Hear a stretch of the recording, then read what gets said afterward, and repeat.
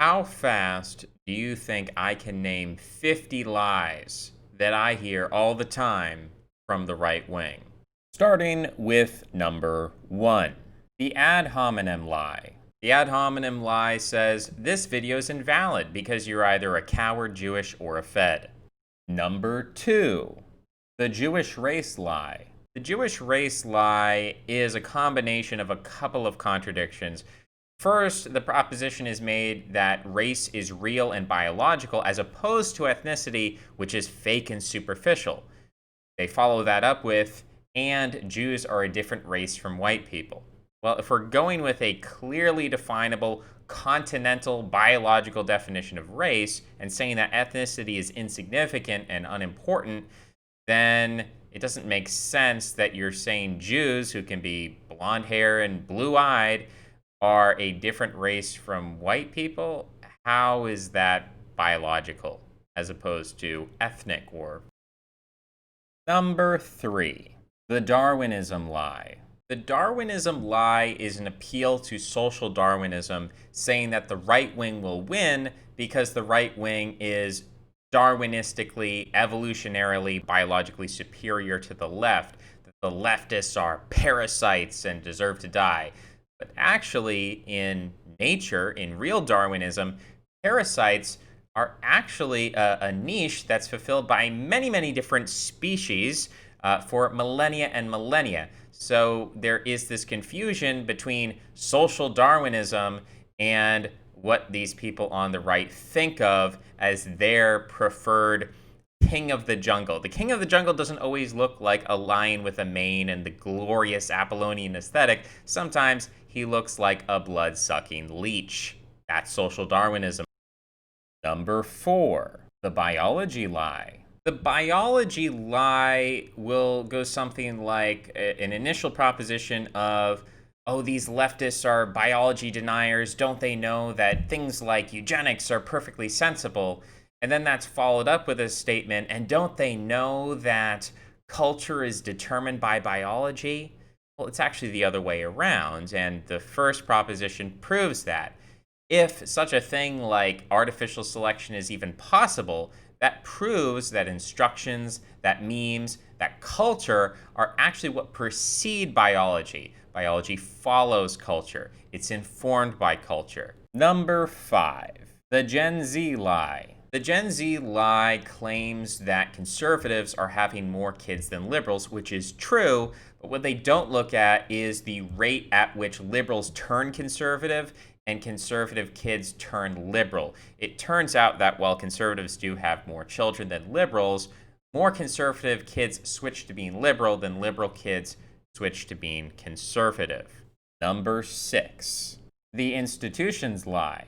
The institutions lie is the lie that people are losing faith or trust in institutions. For example, people will post polling data about Congress that the majority of American people do not trust Congress. However, if you actually break the institutions down, for example, older or quote unquote right wing institutions like churches are actually losing trust, but other institutions that are more left wing are actually increasing in trust. If you break it down the way that you ask the question, for example, if you ask people, do you think the police should have more funding or less funding?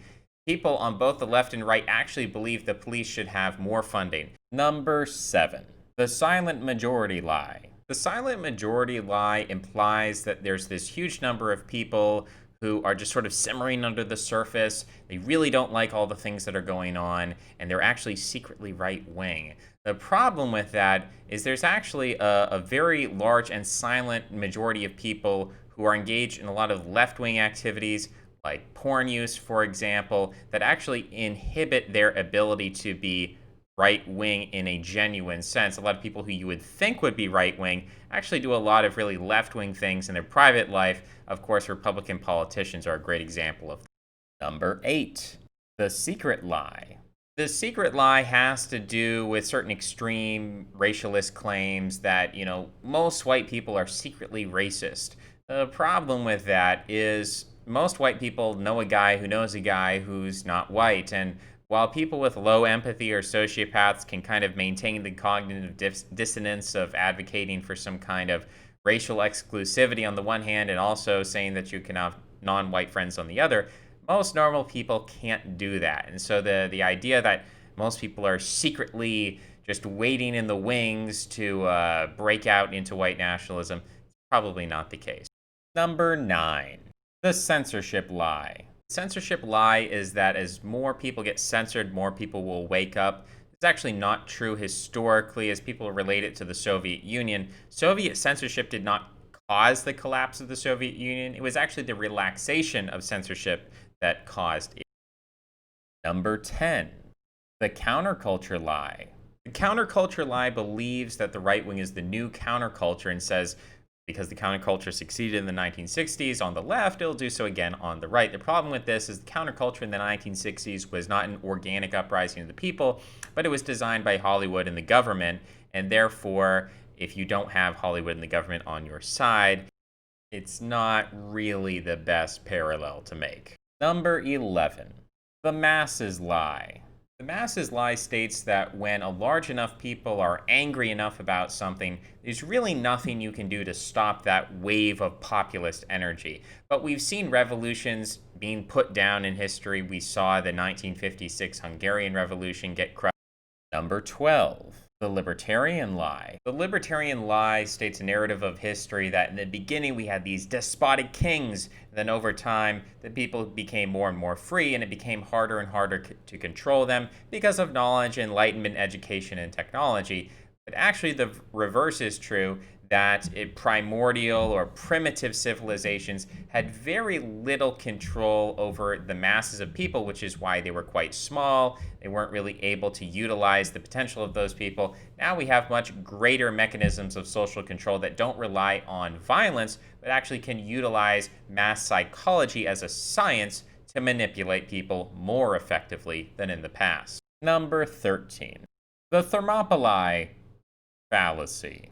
The Thermopylae fallacy is the idea that you don't actually need a lot of people to create a large amount of change. What's missing in that equation is class and power relations. While it's true that a very small number of people can control a much larger group of other people, the problem there is power relations and mythology. It's very easy once you have a power structure to sort of slip into that. If you have capitalism and you're a capitalist, you can have a huge amount of influence, small number of people. But if you're against a system and you don't have an alternative system, it's actually really not very possible for a small number of people to influence a larger group if they don't have some kind of superstructure, whether that's ideology, capitalism, mythology, or religion. So it's really not so much about the dedication of 300 Spartans, but it's the fact that those Spartans actually lost and died.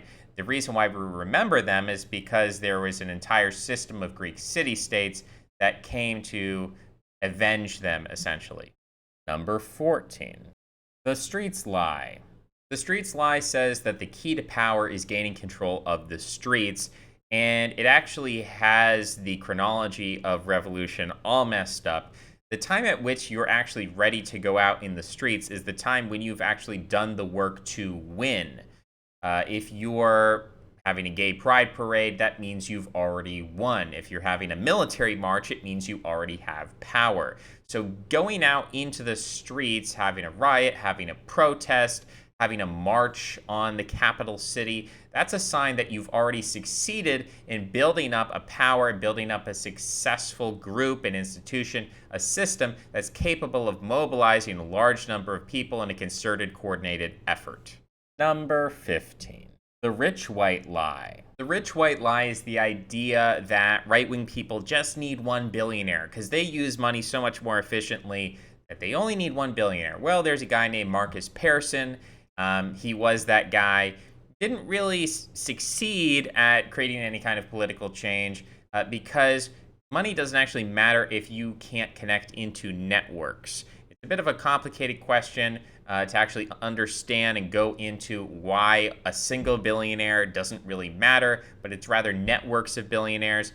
But suffice to say, at the very least, Rich white people have different class interests. They benefit from immigration. They benefit from diversity. They're not really affected by crime in their gated communities. So the idea that these people are eventually going to be red pilled can be disproved by South Africa, where yes, the farmers are attacked as a specific historical political class, but rich white bankers, rich white diamond mine owners, rich white actresses and actors and sports athletes, those people are not really threatened. Number 16, the working class lie. The working class lie presents a mythology of revolution in which money is not really necessary. You just need grit and toughness and spunkiness to have a revolution. But all revolutions throughout history have taken a significant amount of capital. Whether we're talking about the Bolshevik Revolution or any other, you do need big players to at least not oppose you. At the very least, they need to step aside and allow you to do what you want. If the entire financial class is allied against you, it's pretty much a surefire way to lose. Number 17, the Humpty Dumpty lie. The Humpty Dumpty lie is the idea that it's just as easy to put Humpty Dumpty back together again as it is to break him. If we believe that the left is the force of change or entropy, then it's always easier to break down a system and to change it than it is to rearrange everything so it was just like it was back in the 1950s. Of course, even if we did revert to the 1950s, all the same incentive structures would be there that would bring us to the present day. Number 18, the immigrant lie. The immigrant lie states that immigrants are the biggest problem in America. Well, if we deported all the immigrants, but we had the same type of people in power and the same incentive structures that were influencing those people, we would just end up back with a bunch of immigrants. So fundamentally, the problem is not the people who are coming in, but the incentive structure that is influencing decision makers to let them in. If you don't solve that fundamental problem, you can deport all the people you want. They'll be back next year, next decade. Number 19, the deportation lie. The deportation lie is sort of a permutation of the Humpty Dumpty lie, which is to say that you cannot just deport people as easily as they came into the country. First of all, they wanted to come in. They came in willingly. They came in because of incentive structures. And therefore, to get them out, you would actually have to be fighting against the current. That would be very difficult. Sort of like how it's easy to let cats out of a bag than it is to herd cats back into that bag. At the same time, people who talk about mass deportations as the only solution or something that's cruel but necessary, the impossibility of this is something that they sort of wave away with the wand of necessity. Well, it's necessity. We have to do it, therefore, we just have to do whatever is necessary. But if you're just going to approach the probability of something actually being realistic with this wand of necessity, why don't you apply the wand of necessity to the people who are in charge? Or why not apply the wand of necessity to the idea that we can turn immigrants into Republican voters? Number 20, the black supremacy lie. The black supremacy lie is the final form of the black privilege lie, which is that black people are privileged in America. Now, certainly they are on welfare at greater rates than they were before Lyndon Baines Johnson created the Great Society. However, to say that they're better off than they were previously is ridiculous when you consider the collapse of the black family, marital rates, the rise of gang culture. All of these really make the black experience in America worse. And at the same time, the idea that there is black supremacy in America, name me one black CEO. I'm sure if you Google him, you can find him. But blacks are very much underrepresented in the captains of industry, CEOs, bankers, billionaires, Hollywood executives. There are some, but they're massively underrepresented. Number 21, the white supremacy lie. The white supremacy lie denies the reality that when we look at the richest people, the executives, the people who are making decisions, these people are overwhelmingly white or Jewish. Again, that's an ethnic distinction, racially, continentally, Caucasoidally. We're talking about white people being in a position of power that other races, Asians, blacks, they just aren't afforded. Now, the way that the lie is told, or this is denied, is by saying, well, if we're being genocided all the time, how can we be supreme? What this fails to recognize is class distinctions. Perfectly possible for rich white people and billionaire white people to be on top, to really be supreme over society. Again, not just talking about one religious group, we're talking about Bill Gates and Donald Trump and the Koch brothers and Jeff Bezos. These people really are supreme over our society, and they're overwhelmingly white. The fact that middle class or lower class people feel like they're the victims of some kind of genocide, those feelings can be legitimate because there really is a war in the middle and lower classes, but that doesn't invalidate the reality that the people who are supreme in society, make all the decisions, really are quite overwhelmingly white. Number 22. The crime lie. The crime lie is this obsession the right wing has with law and order, and says that crime is out of control and the Democrats are, this country is going to hell in a handbasket. The truth is, crime rates are going down. They're nothing like they used to be, even if we're talking about 60 years ago, 100 years ago. No matter really what point you pick in the past, crime rates were higher. Now, even if it was the case that crime rates were rising, that is not something really anyone should be focused on. Especially when we talk about this boogeyman of interracial crime, black on white crime. Oh, why won't anyone talk about this? Well, the fact is, it's not very important. If you really cared about white lives or the number of white people killed, you would care a lot more about car crashes than black on white crime. Black on white crime is not something that really is a threat to white people or society at large because it is a physical problem. It is a problem of physical death. The problems that we're facing are not problems of physical death. We're not being killed into extinction. The problems are spiritual in orientation, and so the focus in crime is actually a distraction. Number 23, the importance lie. The importance lie is something that the right wing does to moralize itself. It's kind of like a delusion of grandeur that if you're on the right wing, you're important. People care about you. We're all brothers fighting for each other, fighting against the left.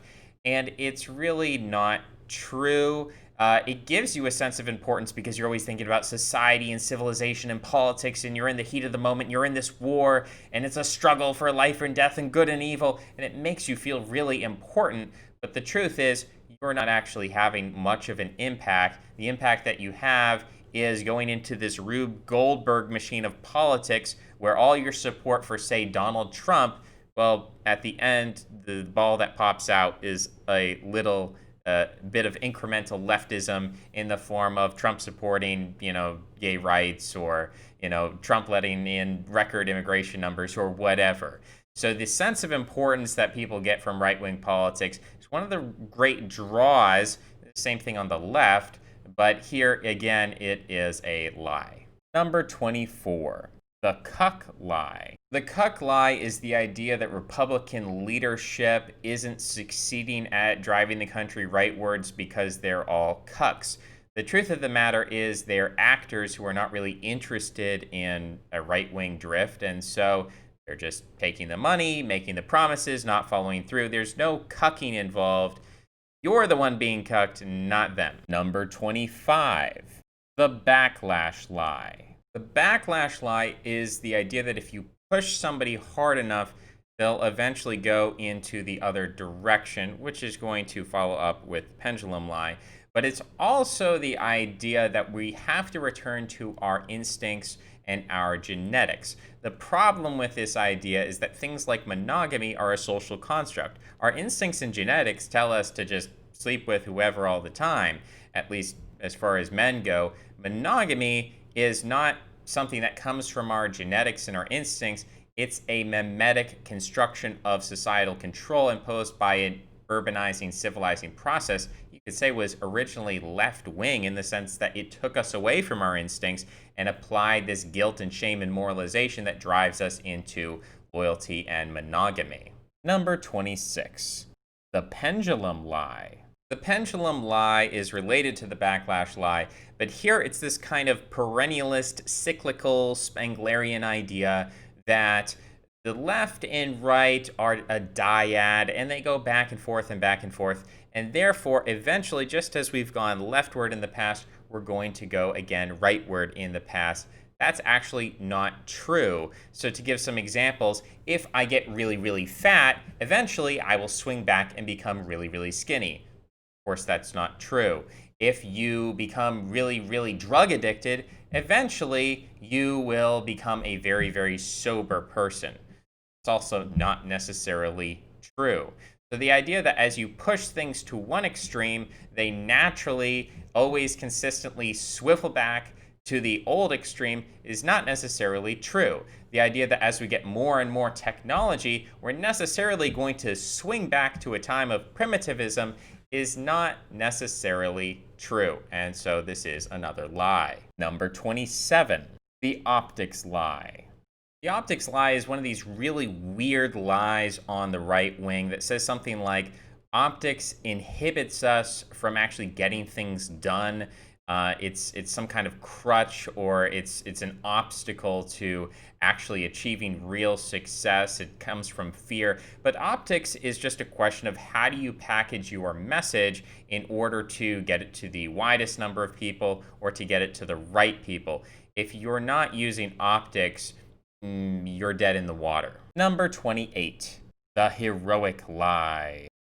The heroic lie says something like, well, because the right wing is more heroic than the left, and we're willing to sacrifice our lives, and the left is soulless and they're bugmen, that the right wing is necessarily going to win. But that's actually not how battles work. Sometimes you have some kind of crazy lion heroic guy, and he just refuses to go down, and then you have a bunch of insects who individually are quite cowardly, but they win through sheer numbers. So your heroism is not an indication that you're guaranteed to succeed. Number 29, the authenticity lie. The authenticity lie is like the heroism lie, which is this sort of wishful thinking that because we're morally superior, that actually constitutes a strategy for victory. Not necessarily the case, but I'd also question the premise, the idea that right-wing people are more authentic than left-wing people. I find anecdotally that left-wing people are more willing to volunteer their views unsolicited, whereas right-wing people understandably are a little more cagey. It's not something that I'm necessarily blaming white or right-wing people for being in that situation where they're under social pressure. But it's just psychologically the case that left-wing people tend to be more open and honest about their views, and therefore, in a sense, they tend to be more authentic. Number 30, the IQ lie. The IQ lie says that leftism is stupid and therefore the right will win. However, I would compare this to a children's cartoon. Children's cartoon is kind of stupid.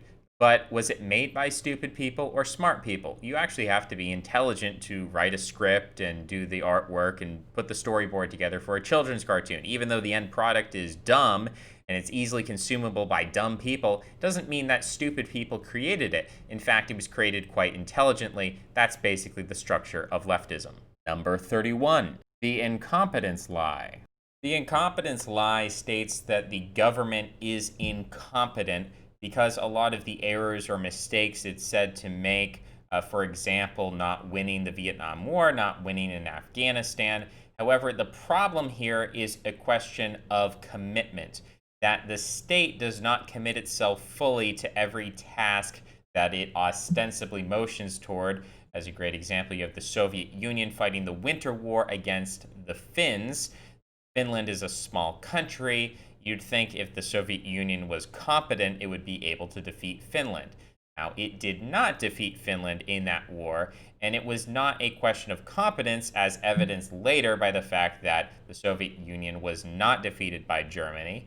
So what exactly went on in that war? Well, the Soviets decided not to commit all of their resources. Similarly, when the IRS screws up your taxes or we don't achieve our objectives in Vietnam or Afghanistan, it's not because the American government is incapable or incompetent, just that it's not dedicating or committing all of its resources.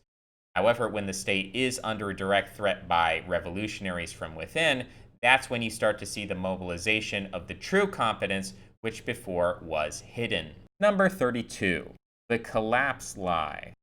The collapse lie has been around for a while. It's the idea that some kind of environmental collapse is going to come, maybe a resource collapse, maybe again going back to incompetence, the sheer incompetence of the system. At some point, the system's going to come to a breaking point and it's going to collapse. Now, in the long term, this is probably correct. However, the mistake here is a magnitude of centuries versus decades. When you look at the Roman Empire, there were a lot of issues and problems in the Roman Empire during the time of Caesar. It was revolutionary. Caesar was just going against all these codes of the Roman Senate that you just did this thing for hundreds of years, and all of a sudden he goes in and changes everything up. It seemed to many people at the time like Rome was teetering on the brink of collapse. However, we know from history that Rome actually survived for centuries afterward. Additionally, if you look at the Byzantines, who claim to be the inheritors of the Roman Empire, they survived even millennia afterward until the Turks took them over. So all of that is to say that clearly we have issues, we have problems, but so did empires in the past. And they were able to survive and even thrive and expand despite those problems dragging them down. And in this case, that means that collapse is probably not coming in a few decades, but rather we should be thinking in terms of centuries. Number 33, the Phoenix Lie. The Phoenix Lie is related to the collapse lie and states that if a collapse did happen, the right wing would be really well positioned to spring out of the ashes and take over and form a new government. Of course, this ignores the fact that all the preppers around with their canned goods and whatever are really in an inferior position to the billionaires who have these giant nuclear underground silos, and the government itself, which has a lot of contingency plans in place for the event of some sort of sporadic collapse from a nuclear war or something like that. So the idea that the right wing is the best position to take advantage of a collapse actually hasn't really investigated the kind of contingency plans that have been drawn up by both billionaires and governments. Number 34, the nihilism lie. The nihilism lie basically states that without right-wing politics or policies, life is not worth living. This is sort of the opposite of what we talked before about the importance lie that attracts people to the right wing because it makes them feel really important, even when in their personal lives they might not be that important.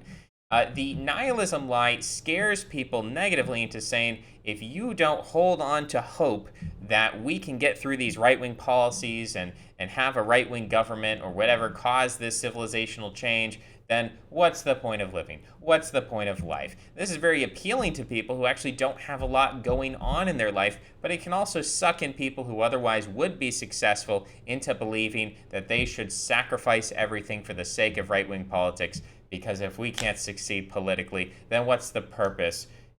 Of course, ignoring the fact that there are many purposes in life outside politics. We have religious life, we have family life, we have friends, we have community, or if we don't have those things, those should probably be the priorities, not these kind of abstract, theoretical, hypothetical, 1 in a million chance of creating some kind of grand civilizational change. Number 35. The Saul Alinsky lie. The Saul Alinsky lie is something we mentioned before in relation to the counterculture lie. It said that the right can't just replicate the revolution of the 1960s in reverse because it doesn't have the same kind of institutional support that those revolutionaries did. The Saul Alinsky lie refers specifically to the phrase march through the institutions, which the left achieved not just in the 1960s, but much earlier with people like Franz Boas. And so, again, there is a key distinction here between the leftist march to the institutions, which was interconnected with a network or web of interrelated developments, technological developments that united the world into globalism. You had developments in terms of religion, the falling away of Christianity, philosophical developments, the rise of Nietzscheanism. So there were all these kind of developments that formed a nexus that allowed for an opportunity of change for leftists to come in to these institutions and to change them from within. Whereas now that the left is established, they are actually immunized against this kind of tactic because they're the ones who invented it. They know it, and they're also paranoid against it in a way that the right wing wasn't.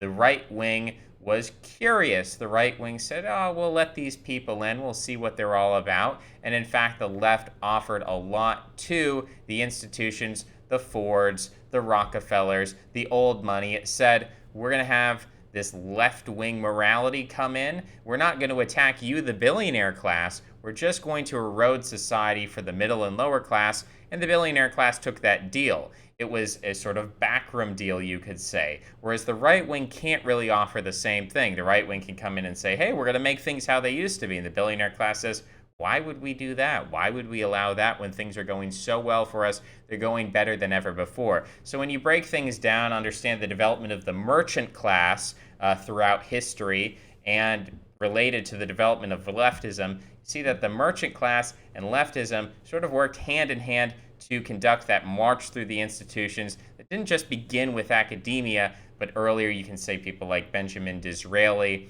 and others were part of that kind of tactic. It doesn't exactly work on the right when you don't have the underlying iceberg of support from technological development, from the rise of the merchant class to help the right wing infiltrate, to support them, to provide the incentives for the ruling class to look the other way and turn a blind eye to the fact that all of society is being upended from the top down. Number 36, the pagan lie. The pagan lie is the idea that as Christianity falls away, we're necessarily going to go back to based paganism and reinvigorate the Western tradition. This is not actually historically the case, that as you move away from one monotheistic faith, you actually move back into a polytheistic paganism or into an older form of religion. If we look at ancient Persia, which was once polytheistic, then you had Zoroaster, who came around and said, those polytheistic gods are demons, and we're Zoroastrians now. Well, what came next when Zoroastrians became atheists or agnostics or secular, and the religion weakened? It didn't go back to based paganism. It actually went forward into a more virulent form of monotheism, which was Islam. We're actually seeing that right now, is that as people lose faith in Christianity, they aren't going back to based paganism. They're actually going forward into this kind of post-Christian or Christianity without Christ in this religion of racial resentment. Number 37, the Christian lie. The Christian lie is very similar to the pagan lie, which just flips the teleology on its head and says that, well, Christianity is at a nadir, it's at its lowest point, and so it's obviously going to bounce back, related to, you could say, the pendulum or backlash lie, that as Christianity becomes weaker and weaker, it's eventually going to have to bounce back. Well, that could happen in certain senses. It's not actually a strategy. It's just sort of this teleological wishful thinking proposition that things are necessarily going to happen in that way. Number 38, the Taliban lie. In the Taliban lie, we're just revisiting the incompetence lie. Probably should have slammed them together, which is just the idea that, well, if the United States can't beat the Taliban, if we just have a couple of rednecks in Appalachia, we could totally take out the federal government. This, again, is a total lie. It does not understand the concept of commitment, that governments do not commit 100% of their resources to every single conflict they involve themselves in. This is just historically absurd, but that's what, of course, federal agents do when they try to convince you to join the right wing in their little violent movements so they can entrap you and hang you and execute you now in public. Number 39, the moral lie. The moral lie is related to the Darwinism lie, which says that if we just had social Darwinism, then the right wing would win. Well, the moral lie is kind of the inverse, which says the right wing is too moral. If the right wing was just less moral, then we would win. This misunderstands a basic definition of morality, which is morality is not altruism for your enemy or xenophilia. It actually shows how deeply embedded leftist concepts of morality are in the rightist mind. Kind of shows you the uphill battle that they're fighting there. But morality is simply a set of prescribed behaviors. And so, if the right wing is saying we should be less moral, that means we should have less organization in terms of our system of behaviors. That doesn't make any sense. What they really mean is we should have a different form of morality, but they're failing to articulate that because they're really bad at strategizing, coming up with plans, which is understandable because when you're in such a bad situation that a plan isn't really reasonable or feasible, you kind of have to change the semantics in such a way as you never have to confront the actual problem. Number 40, the hysterical lie. The hysterical lie is wishful thinking on the part of the right when they point out the snowflakes on the left and how the left gets triggered over everything and the left is always complaining. They say, oh, the left is hysterical. They're so feminine. This is why the left will lose and the right will win because the right wing, we don't complain. We are very tolerant. We're not fragile like those leftists, that leftist fragility. But the fact is that hysterics exist for a reason. Hysterics exist because they're effective at moralizing a population. And so if a woman is hysterical about a certain behavior, let's say about racism, a woman gets hysterical, that's not weakness on the part of the woman. That's not her showing her fragility and her her snowflake leftism. That's an exercise of control. That's something women do not because they're crazy or stupid. They do it because it's effective. So actually, the side which is more hysterical, at least on the ground level, means that they are winning the moral argument. That means they are moralizing the population better. It doesn't mean that at the top, in terms of the decision makers and strategizers, that those people should be hysterical or that they are hysterical. It's again a straw man of the left to say that just because the average leftist Karen or the leftist enforcer on the street, the leftist Antifa, just because they act hysterically doesn't mean that the designers and promoters of leftism who are planning this all out very intelligently doesn't mean that they are hysterical. Number 41, the fearful lie.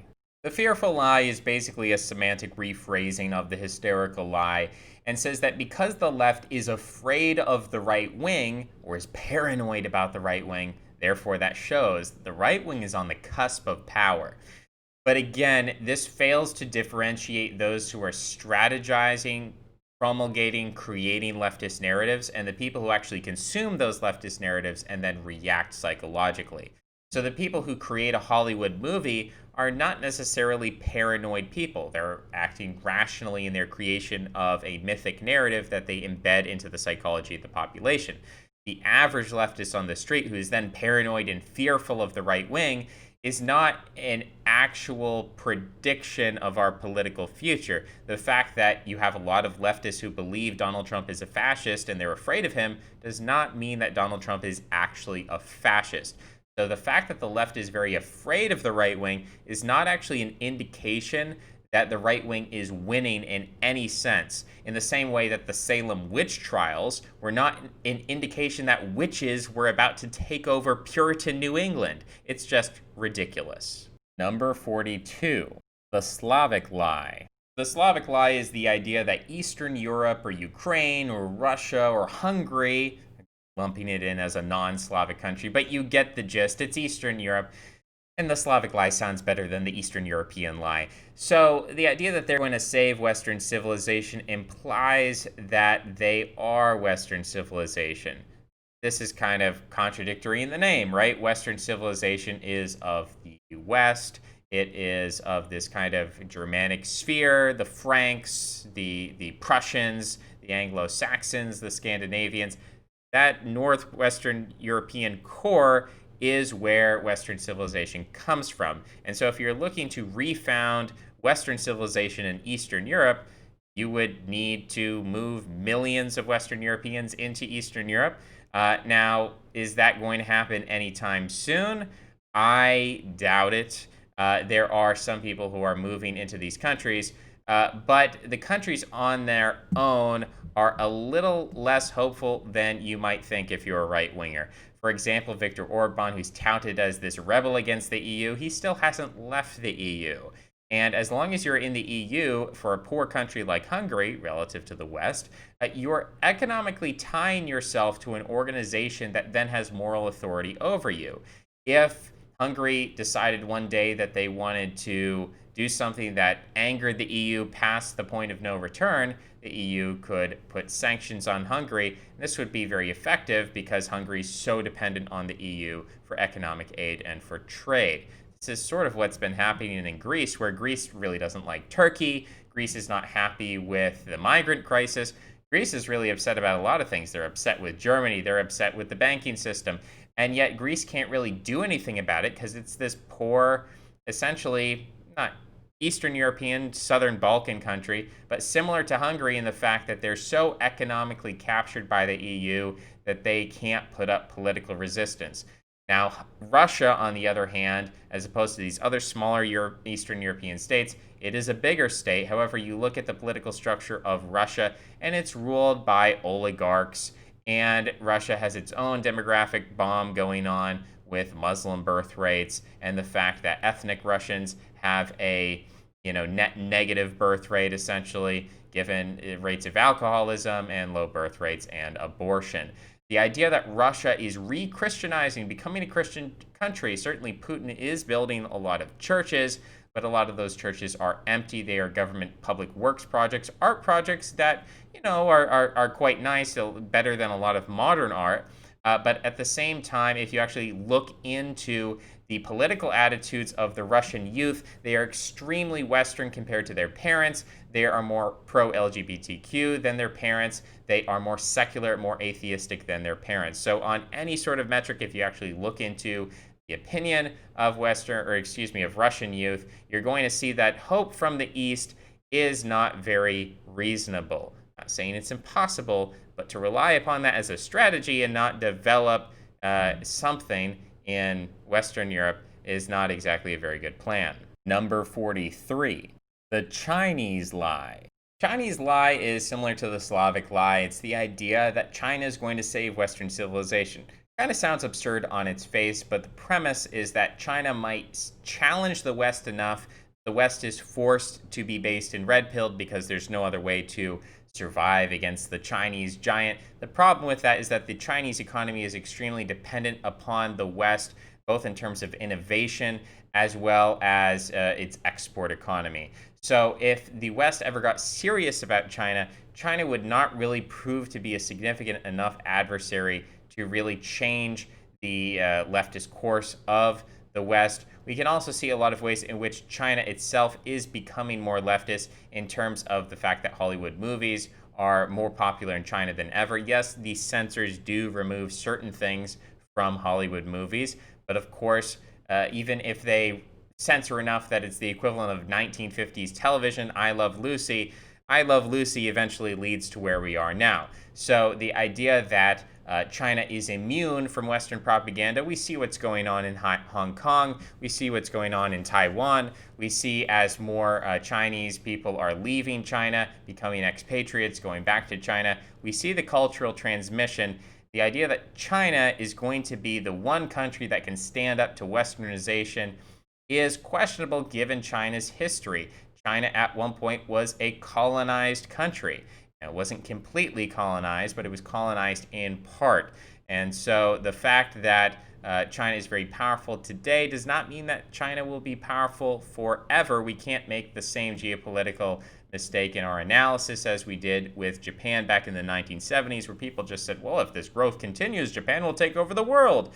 Well, there's a limiting factor, which is that these economies are ultimately dependent upon the West. Therefore, the idea that they're going to save the West from themselves is a little bit doubtful. Number 44, the Trump lie. The Trump lie is probably even more egregious than the Chinese lie, and yet it's believed by a much larger number of people who believe that somehow Donald Trump is going to save Western civilization somehow.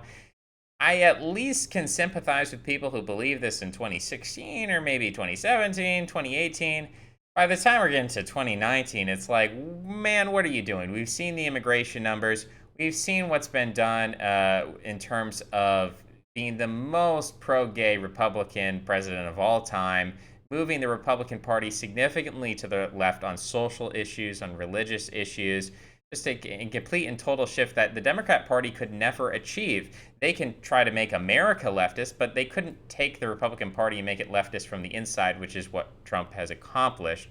Looking at the campaign going forward, looking into 2020, the idea that he's going to save America or that he can be relied upon as a solution to these very deep problems, the fact that he's not even able to stop the progress of leftism, he's not able to do anything about the riots, he's not able to do anything about any crisis. Uh, he's really only able to slow things down. I'm not going to make the accelerationist argument that worse is better, but getting to the same exact point but slightly slower is not exactly a solution to the problem. Number 45, the hard times lie. The hard times lie is the idea that hard times create strong men. This is not necessarily true. There are certainly cases where stress does make somebody stronger. That truism, what doesn't kill you makes you stronger. But it's not always applicable. For example, if you take a child and you starve the child will literally grow to be shorter. Like they won't reach their natural height or what they would if they had proper nutrition. They won't be as intelligent as if they had proper nutrition. This is not always true. We also have to consider the fact that the attacks on the population are not physical attacks, right? It's not as if we're getting beaten up and therefore we're becoming better street fighters or something.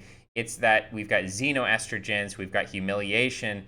Xenoestrogens and humiliation you don't come out the other side being stronger. You don't drink a gallon of soy milk and come out the other side stronger. Sometimes attacks really do make you weaker. Number 46, the soy boy lie. Soy boy lie is a little bit related to the fearful lie and the hysteria lie, but here it's this idea that right-wing people are physically stronger than soy boys, and therefore right-wing people are destined to win over soy boys. This implies that physical strength is still a determining factor in terms of social power, which instinctually and evolutionarily makes sense because in times when physical violence was frequent, really it was the bigger, stronger guy who won out and made the decisions in the tribe. But now we've reached such a point in our development that really what matters is not your physical strength. What matters more is your intelligence, your moralizing integration into a social structure. Those are things that the right wing lacks, and the soy boy, as unfortunate as it might be, is actually in a superior position. Number 47, the Nazi lie. The Nazi lie is the idea that if Hollywood or Antifa calls you a Nazi, well, you might as well be a Nazi. This is the most superficial thinking that I can think of, that if your enemy calls you weak, if they call you any number of slurs or bad phrases, they accuse you of being something you're not, that the logical course of action is just to adopt the behavior that they ascribe to you. If they call you a sociopath, if they call you a hateful person, that you should embrace those traits. It's probably that they want you to be that way, and you're just going along with their plan. Not exactly the best strategy. Number 48, the white brother lie. The white brother lie is the idea that white people all have a common identity or shared interests. It's clearly not the case when you look at rich whites versus middle class or lower class whites.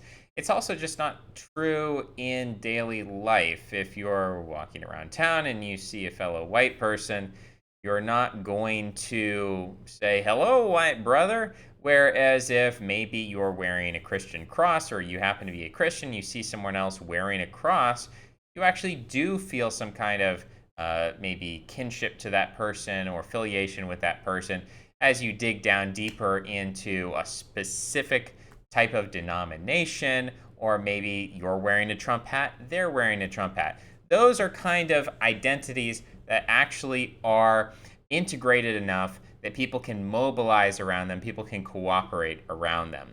Whiteness alone is not really sufficient in terms of creating political organization. Number 49, the crisis lie. The crisis lie is the idea that every time there's a crisis, this is going to weaken the left and strengthen the right because the left is in power and so it has to deal with all the fallout from the crisis, and the right wing can come in and jostle for an opportunity to gain more power. Just simply not the case. And we have the empirical evidence that with the recent recession, who won out certainly wasn't the lower class, certainly wasn't the middle class, but the billionaire class did great. They increased their wealth by about 15%. So the fact that the recession doesn't hurt the government, doesn't hurt the establishment, actually strengthens them and weakens the middle class, indicates that with every crisis, the left and not the right is actually advancing and taking advantage. Look at Donald Trump with the recent public crisis of another nature, not necessarily having to do with economics. Who's benefited from that? Is it the quote unquote right wing president who's in power, or is it the left that is supposedly in opposition? So we see time and time again that whether it's World War I or World War II, or whether it's an economic crisis or a crisis of another nature, no matter what you name, because the institutional incentives and the class incentives are so deeply ingrained into the cake of our society and our civilization, every time there's a crisis, it's really an opportunity for these potential energies, which are always biased toward the left, to move us further toward the left rather than back toward the right. And last but not least, number 50, the free speech lie. The free speech lie is the idea that free speech absolutism is a tenable and, in fact, the optimal political strategy for the right wing. The right wing should simply say, hey, anyone should be able to say anything at any time. The purpose of art is to be offensive and controversial. We should encourage discussion of anything. There's no taboo that should be off limits. We should be allowed to say anything and to talk about anything. This is nihilism. It's a very shallow, cynical nihilism. Most right-wing people who make this argument don't fundamentally agree with it. They promote it pragmatically, and people on the left see right through it. People on the left authentically understand that there is no society without taboos. We have to have limits psychologically, pragmatically. There have to be things that we simply can't talk about, or if somebody tries to talk about it, we shame them, we shout them down, we give them dirty looks. This is how all societies throughout time have worked. In the 1960s, you had tactical nihilism from the left that said porn is free speech and people should be able to say anything. We should be able to blaspheme Jesus Christ. All of these wacky ideas that the boomers grew up with and now they believe, and they've injected into the right wing this idea that free speech means you can say anything that you want. Free speech absolutism is not a positive policy prescription. It is a last gasp of a right wing that understands that it's being censored out of oblivion. And this is where we are pragmatically. The right wing has a lot of problems. The 50 lies I've detailed, we could debate them. I think that all of them have counterpoints. There are counter arguments for each one of them. There's two sides to every story. So I won't conclude this video by simply saying that everything I said was 100% correct and there's no exceptions. Of course, there are exceptions and counterexamples. But ultimately, I see these problems as being integral to the right wing in its political formation. I've given up on the idea that the right wing can be reformed, that the right wing can be educated. The right wing always falls back into at least one of these fallacies rather egregiously.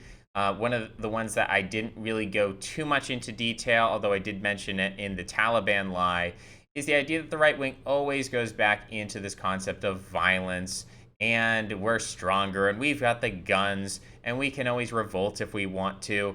It's a lie on a number of levels. The right wing's never going to do that, and if it did, it would lose. So these are the type of lies and sort of intractable problems that you get when you associate with the right wing, and I'm pretty much done with it. It's not to say that there's no truth on the right wing or the right wing doesn't have anything correct to say or that there's no agreement there. But when we talk about these labels, right versus left, I'm at the point where to label oneself right wing is sort of a glaring red alarm that something is wrong.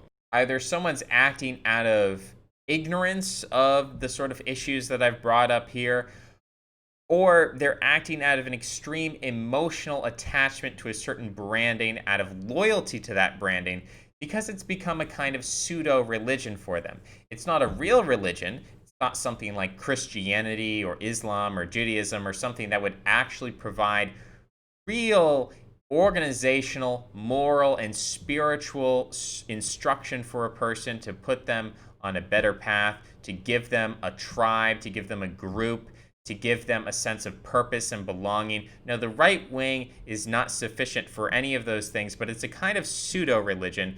It's sort of like a hermit crab that when a mollusk dies and it leaves behind the shell, the right wing is kind of like this hermit crab that goes into the shell and claims it and basically occupies that shell. The shell, of course, represents your mind here.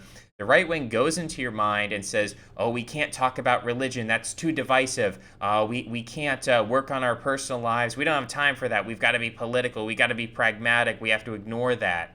So the right wing basically distracts people. It obsesses people with this idea of importance that, your personal life is useless. Who cares, what your individual life, who cares about your relationship with God or your friendships or your family?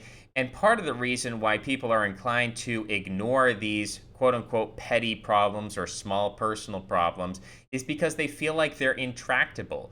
People feel like their lack of friends, their lack of family, their lack of relationships, their lack of religion, they feel like this is something that they can't overcome. It's just too big of a problem. It's a civilizational problem. And so, for a person who feels like they're stuck in life, like they can't make any progress, it feels like, well, I might as well try to defeat the globalists because, learning how to get up in the morning and be disciplined and have good personal relationships and have a functioning marriage, all of those things seem impossible. So if we're going to throw out impossible ideas, hey, why not throw out, we're going to defeat the left? I understand that feeling and I sympathize with that feeling, but it's not correct. It is simply not correct. We've reached a new stage in history. Leftism has been around for a while. I would say the core of leftism is as Heidegger describes it, and it's as Kaczynski describes it. It is technology, and it is more fundamentally technics, or you could say even memetics and linguistics. That is the core of leftism. That is the spark of what differentiates humans from other animals, and it's what's been leading us in this direction through urbanism, through civilization, through monotheism, all throughout history to the current day. And with all the new technology we have, that's opening up even new potentialities that were latent in all of these superstructures and technologies. They're now coming out in this explosive way, in the same way that we've sort of laid a bunch of dynamite under our feet, and now there's little sparks going off, and it's flying everywhere, and there's explosions and loud noises. And for people who just want a stable family life, that is very disruptive. That is something that's extremely difficult to deal with, and I understand that. But trying to deal with politics in a way that is unrealistic, in a way in which you are emotionally dependent upon these political outcomes to the extent that you are distracted from what I think are more important problems, I think at some point it does not serve a purpose in terms of helping you. It's actually serving to hurt you. And I think that if we could solve some of these more instrumental or fundamental, I should say, problems, if we could solve some of these more fundamental problems, the problems where people feel alienated, the problems where people feel like they can't go to church because how can you even talk to somebody at church? You're not connecting with the church. We have to rebuild these very, very basic structures of socialization, of acculturation, of belonging. that are not going to be solved by some like super ideological, biological, materialist, racialist, we're all white brothers. That's not going to solve it. Donald Trump is not going to solve it. Vladimir Putin is not going to solve it. Ultimately, there have to be people who want to address this problem, who are willing to prioritize this problem. Now, would life legitimately be better if we had some kind of political structure that had a counterbalance to the billionaire class, where middle class values were promoted, where what's good for the middle class was actually enshrined in law and we're defended and protected through unions, or we had some kind of representation in terms of our government or our military, something to defend us? Would that be nice? Sure. Is it something that, is there a chance that Donald Trump might move us in that direction? And so why not go ahead and vote for him? Sure. But if it's getting to the point where your support of the right wing for Donald Trump then leads to a massive blackpilling event because you don't get what you want, and then you become more radical and more extreme and more esoteric and more bizarre with these things, to the point where you're advocating violence, you're advocating marching in the street, you're advocating, or that's the warrior style. If you're more of a priestly style, you're going to say, we have to read all this esoteric Evola and this like weird Byzantine, irrelevant, just crazy stuff. I mean, people are going postmodernist with it. They're reading Derrida, they're reading Deleuze, and all of this stuff. And it's like, what's your personal life look like? Are you winning, son? I feel like the dad, and I'm walking into our collective, this is also self-reflective, right? Because I've gone through this process. But it's a kind of self-reflective opening up the bedroom door. Are you winning, son? And what is the response? We have to ask ourselves that question. If you feel that you're on the right, and you've got all of these beliefs or any of the beliefs that I've called lies or fallacies, if you identify with those and you think those are just fine and dandy and great, and I'm blowing things out of proportion, I'm just blackpilling, well, how are you going to be in the next 4 years? Whether Trump wins or whether Trump loses. All of the disappointments that come from politics and all of this kind of dangerous reinvestment that I see people doing, this dangerous doubling down where things don't work out politically and they double down and they double down and they double down until I think it really becomes self-destructive. It's becomes a situation where people form these destructive political groups that continually have this cult-like mentality. They're not quite religious because they're not very functional. They have a cult-like mentality where anyone who doubts the religion is cast out. A lot of the doxing that happens on the right wing is not left-wing people doxing right-wingers. It's right-wingers doxing right-wingers because these people are such ideological purists, whether it's the American nationalists or whether it's the right-wing postmodernists or all these weird different factions. They hate each other more than they hate the left. Because they've become so involved in these esoteric theories about how they're going to change society and change civilization. It's like, in the meantime, you haven't done much. In the meantime, you've got these glaring logs in your eyes, and you're focused on these sky in the clouds. Your head is in the clouds. You're thinking about all these abstract problems. And meanwhile, the things in front of your face are not being taken care of. So, you could accuse me of being a little bit Jordan Peterson here. Oh, you have to clean your room before you take on the world, bucko. But I'm not even offering the take on the world. I'm saying that people, you should be focused on your internal life. Jordan Peterson could be accused of being a charlatan because of his personal life. Is there a way to solve these issues and to solve these problems? I don't know. But I do know that it's probably a little more realistic to turn inward and to try to form functional communities, functional organizations, functional religions, not ones that stick out like a sore thumb and basically set off the red alert of the establishment and say, I'm a threat, I'm a revolutionary, I want to change the system. I'm trolling you. Hey, look, you love George Floyd? Oh, I'm going to insult George Floyd. Oh, you don't like it when I say a certain racial slur? Oh, I'm going to say it all the time. That kind of immature mentality is really funny when you're 13 years old. It's like a dead baby joke. Dead baby joke's very funny when you're 13 because when you're 13, your intellectual development is all about probing and questioning taboos, and you've got that whole Olympian cycle, or the Asir and the revolutionary spirit, the patricidal spirit. You want to question all the taboos. It's very funny when you're 13. But at some point, just questioning taboos and just saying things because they're offensive and just attacking the power structure in a way that is the most obtrusive and the most noticeable and the most really annoying to the power structure and the way that gets the most attention might not be the best idea. When I look at the left, right, and there's a lot of class structure to it, the merchant class and all of that, but when I look at the left, or I look at any kind of minority or oppressed group that ascends to power, oppressed groups, in my opinion, don't ascend to power by putting up a middle finger to the establishment. In my opinion, oppressed groups, or groups that are kind of getting the short end of the stick, like right-wing people are today, they take power not because they were offensive, not because they were loud and boisterous, but because they put their head down.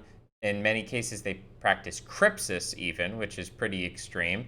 That would be lying about your beliefs, deceiving people, covering up your beliefs. But even if they don't practice crypsis, even if they're openly part of a parallel society, they're not quite of the establishment, they still keep down their heads. They still sort of lie low, and they say, we're going to develop ourselves. We're going to develop our community. We're going to become really sharp. We're going to become really good at whatever we do. Whatever niche we can find, we're going to become the best at it. We're going to select for it. We're going to become so strong, we're going to withstand all of these pressures, and we're not going to make it harder on ourselves than it needs to be. We used to have a Christian society, and so people who were not Christian had sort of a harder time with certain things. Those people didn't succeed by going around blaspheming Christ all the time. They didn't go around saying, I hate Jesus and I hate Jesus. In many cases, they would set up these sort of supply lines, you could say, between those in the community who would convert to Christianity and those who would remain in whatever alternative system they had, and they would create kind of this line of communication and cooperation where you'd have people sort of in the exoteric and the esoteric on the outside and the inside of the community, people who would be intermediaries. That is how it functioned, not by them all giving the middle finger and saying the most offensive things and free speech absolutism and all this ridiculous stuff, this 4chan culture that feeds into a very immature mentality, a very desperate mentality, a mentality that's unwilling to deal with pessimism and realism and hard times in a realistic way. Actually look at that and try to do work that is not decades long but centuries long. That's very difficult for the average person to do without any leadership. And so it's the construction of that sort of leadership that I think is important rather than feeding into the right wing. So I think that this term leftist realism, I didn't invent it, by the way. We'll see when that starts becoming popular. But the term leftist realism relates to a biblical quote, give unto Caesar that which is Caesar's. That is, the early Christians were not in power, and they could have given the middle finger to Caesar. They could have said, oh, Caesar, you're a blasphemer and you're a pagan. We hate you. But they didn't do that. They said, give unto Caesar that which is Caesar's. And they said, you know what? God has appointed Caesar over us. He's a lawmaker. We're going to respect him. Right? We're not going to worship him. We're going to worship Christ. But we're going to get along with him. We're going to cooperate. And that is the kind of establishmentarianism, realism that you need if you're not in a position to have a military revolution, which I don't think the right wing is. When you're in that situation, you kind of have to have this realism where it's like, look, we might not be of the establishment, but the establishment's in power, and we have to respect it. And so there's that kind of leftist realism where it's like, we're going to try to take as much from the left as we can. We're going to take on that label to the extent that we can. We're not going to unnecessarily identify as right wing because that just puts a target on our back. and inhibits us from doing productive work. If we simply call ourselves leftists and we try to take as much from the left as we can, I think there is a lot we can take from the left. I think not only leftist realism, but also a concept of the deep left. The deep left is about meritocracy. It's about change. It's not about the billionaire class ruling over everybody, enslaving everybody. It's about bringing out the potential in everybody. And I think in many ways we can identify with technics in technology and Christianity and memetics and linguistics and see the good in all of these things and see the way in which they're leftist and see, liberalism and individualism as certainly they have flaws and they have limits and they have problems, but we can see the good in that as well. But whatever we can take with the left and whatever, however we can identify with the left, you can say it's only semantic, but I say it's a question of survival. If you're too stupid to understand what I'm saying, and you're dealing on this superficial level that's like, well, I'm a right winger and I'm going to be a right winger till I die. And you've got like a t shirt that says F you, middle finger, swear word t shirt. I got my swear word t shirt on. When you have that kind of it's like a clear glass of water is that person's mind. They're just a clear glass of water. They just say what's on their mind. That lack of sophistication is not going to serve you well. I don't want to have an alliance with people. I don't want to be a part of a group with people who identify as right wing. I don't want to do it. Now, I have people who I consider personal friends, who I want to help, who I want to influence, who may identify as right wing, who, kind of guilt through association, a friend of a friend of a friend, right? Especially on the internet, these networks are so interconnected. It's hard to say, I will never associate with anybody who's right wing. So it's not a question of association necessarily. Although, if somebody is going out of their way to be deliberately and offensively racist and to make themselves a target, don't really want to associate with that person. Call me a coward. I'm going to call you foolhardy in response. So we can just be stuck at that impasse and part separate ways. Preferably, the direction I'd like to go in and that I encourage people to go in is go in a more leftward direction. Investigate the deep left, not just the left of the 1960s, but the left in the last 10,000 years, right? Investigate what it really means to be a leftist. Investigate what it means to be right wing on a deep level. What does it mean to think about the eternal, right?